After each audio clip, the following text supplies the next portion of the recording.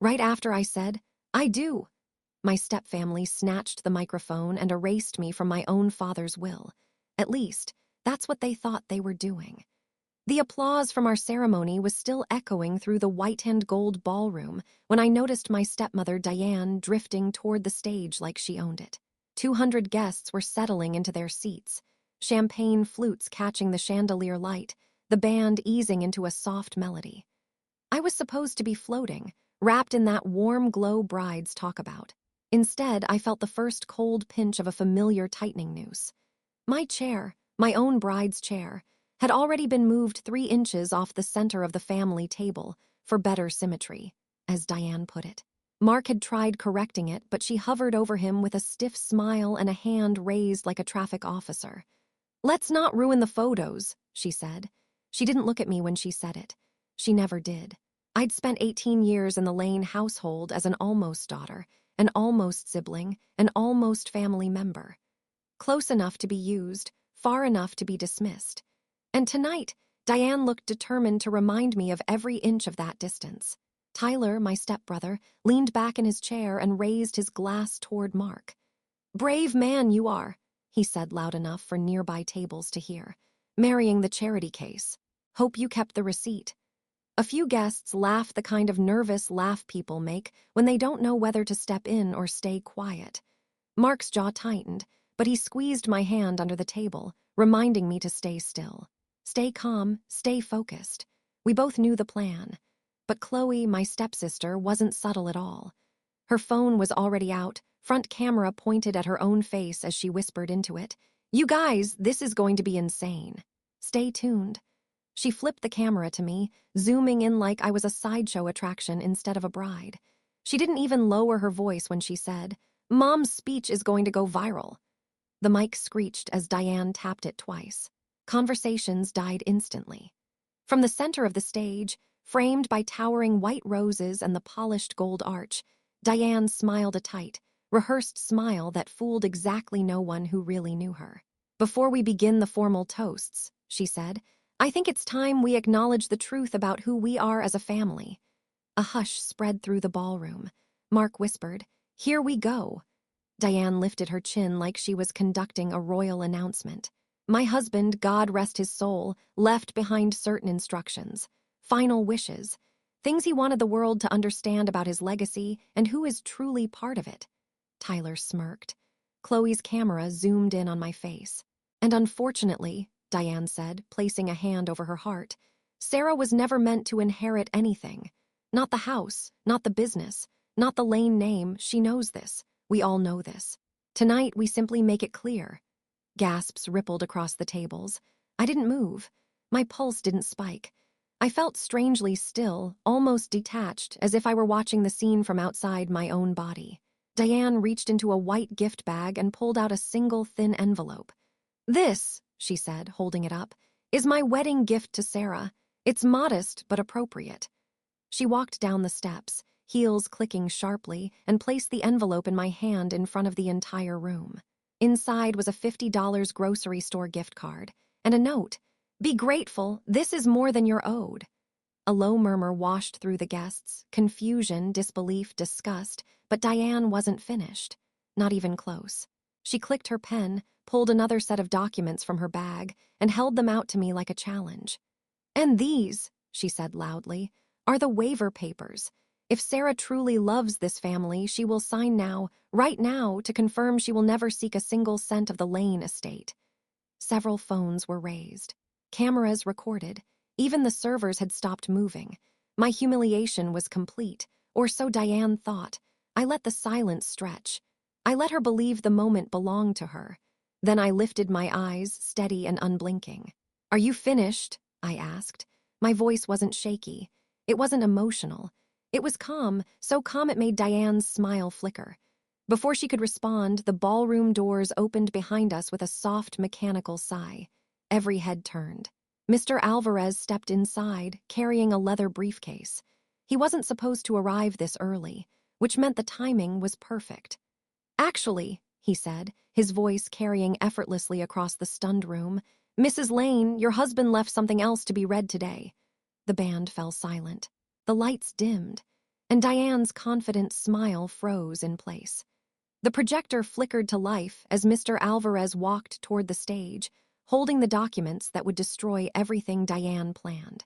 The moment the projector hummed on, Diane's confidence cracked, not shattered yet, but fissured, like glass under pressure.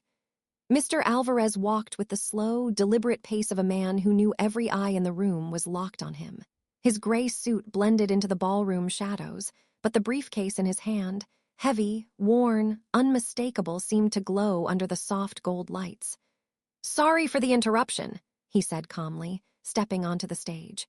"But given Mrs. Lane's presentation, it seems only fair that your husband's real instructions be honored in the same public manner." Gasps, whispers. A guest dropped a fork. Diane's smile twitched.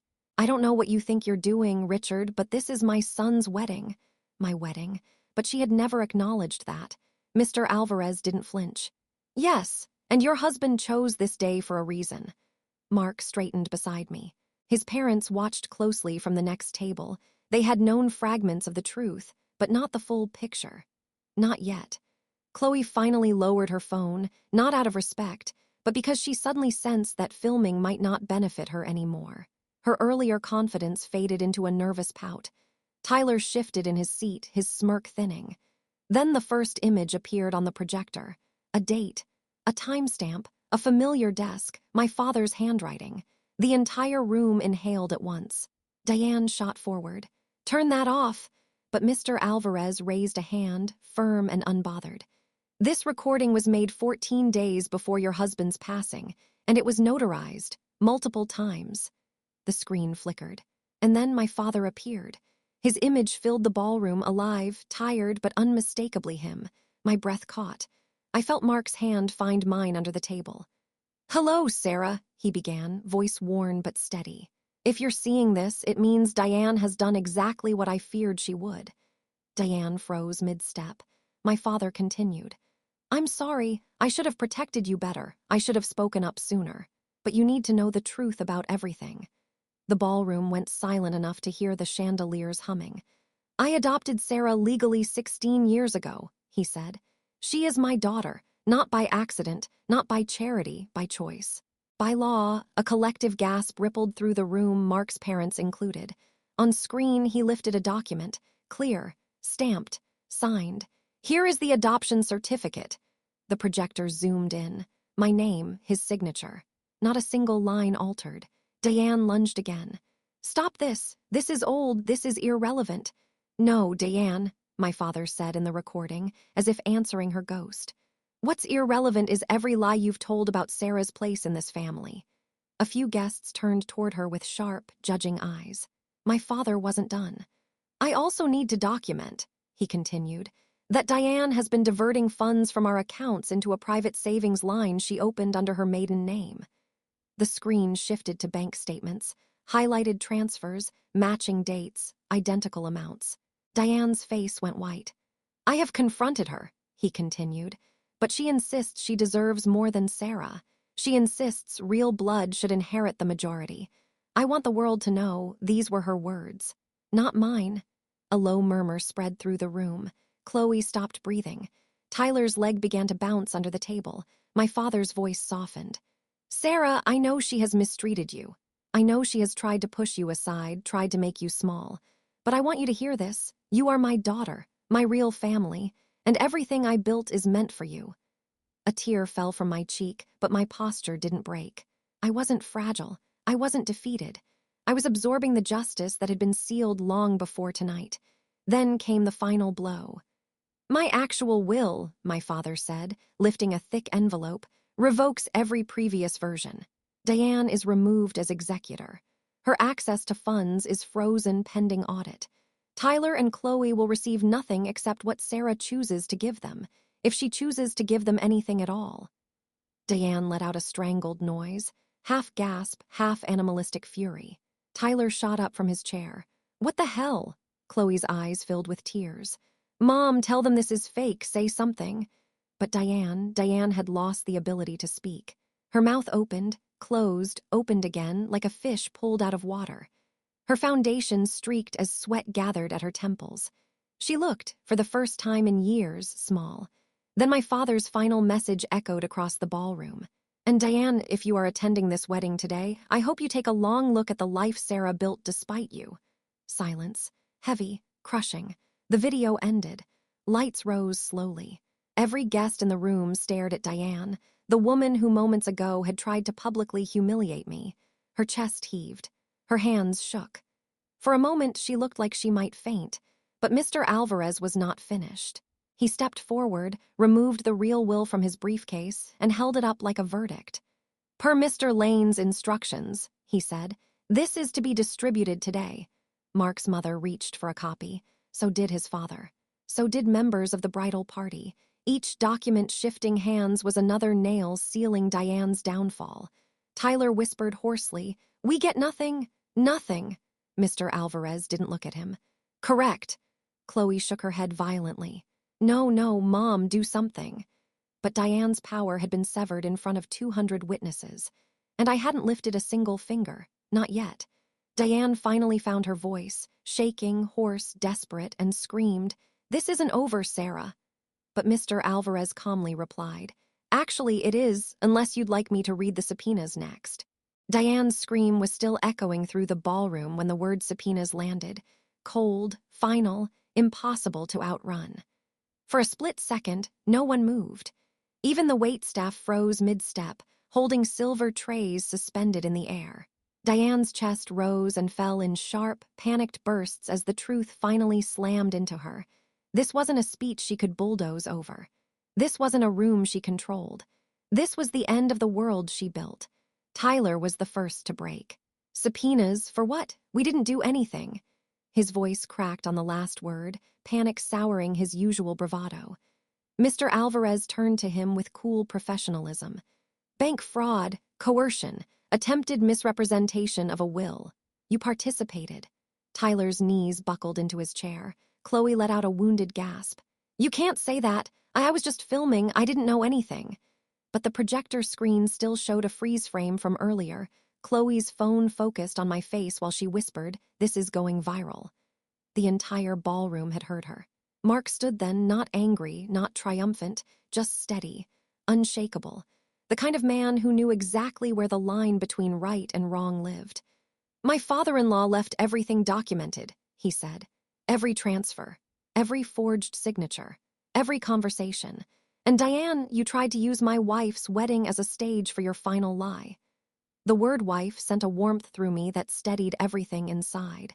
Diane snapped toward him. "You don't talk to me like that. I raised her, I fed her." "I know," I said quietly. It was the first time I'd spoken since the video ended. 200 heads turned toward me. Even the chandeliers seemed to fall silent. "You didn't raise me," I continued. "You tolerated me. You put rules around my presence. You made sure I always knew I wasn't welcome. And tonight, you finally said out loud what you'd hinted at for years." Her lips trembled, but no words came out. I rose slowly, deliberately, every motion controlled. My wedding gown shimmered under the lights as if it, too, had been waiting for this moment. "You thought humiliating me would make you powerful," I said. "But all it did was expose what you've always been afraid of, that I was never the weak one in this family." Chloe whimpered. Tyler covered his face with both hands. Mr. Alvarez opened another folder. "Mrs. Lane, per your husband's final instructions, your access to all marital accounts has been frozen effective immediately. Audit proceedings begin Monday." Diane's voice cracked. "You can't do this. This is my life." "Your life," Mr. Alvarez said calmly, "was built on someone else's money." A ripple of shocked murmurs swept through the tables. Mark's mother stood then, graceful, composed, elegant. She approached me, taking my hands in hers. "Sarah," she said warmly, clearly, "you have a family now, a real one, and we are proud of you." The words hit a part of me I had kept locked away for years. My throat tightened, but not from pain, from release. Behind her, Mark's father addressed Diane with quiet disgust. "I don't know what you thought would happen today, but this was monstrous." Now even the guests who had been neutral or confused shifted away from Diane.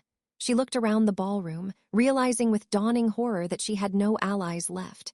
Security stepped forward as if on cue, not rough, not dramatic, simply present and ready. Diane stumbled back. No, no. You can't throw me out. This is my family's event. I met her eyes with a calm she couldn't comprehend. No, Diane, this is my wedding. Her breath hitched. And today, I said softly, you made it clear you never intended to be part of my family. So now you aren't.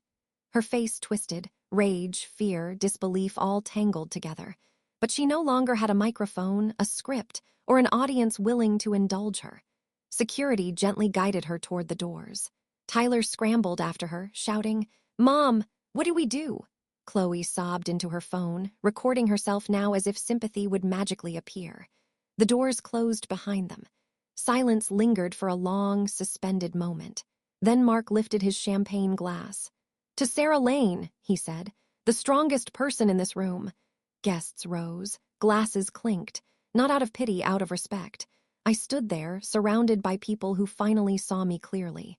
People who didn't measure me against bloodlines or bitterness. People who chose me. And as the applause swelled, I felt a quiet, powerful truth settle inside me. I had spent years trying to be accepted by a family that never wanted me. But here, in this room, I realized something I should have learned long ago.